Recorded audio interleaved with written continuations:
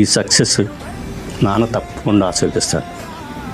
వాళ్ళ వారి బలం లేకపోతే మనం ఇంత దూరం వచ్చేవాళ్ళమే కాదండి. నీ రుణమైతే తీరదు నాయన, కన్నీళ్లతో నీ కాళ్ళు గడిగినా.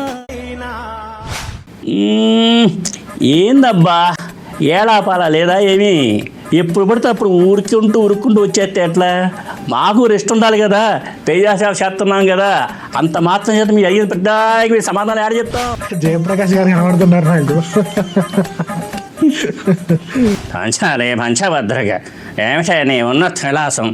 ఒక రాసని యువరాజం చూసి ఒక్కసారిగా నవ్వటే పగలబడి నవ్వటే కొట్టానంటే పళ్ళు రాలిపోతాయి. ఎవడా డైరెక్టర్?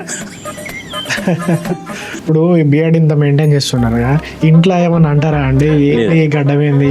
లేదండి, ఇంకా కట్ చేస్తాను అడుగుతా. ఒకరు కట్ చేయమనే వాళ్ళు, ఇప్పుడు ఎందుకు కట్ చేస్తున్నాను? జయప్రకాష్ రెడ్డి గారు నేను స్టూడెంట్ని.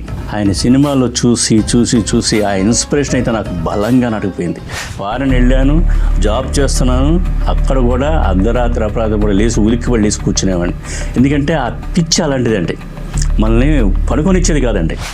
సినిమాలే ప్రపంచం అంటారు. సినిమా నైట్ నిద్రపోతే సినిమా కోసం నేను ఉలికి పడేది అంటున్నారు.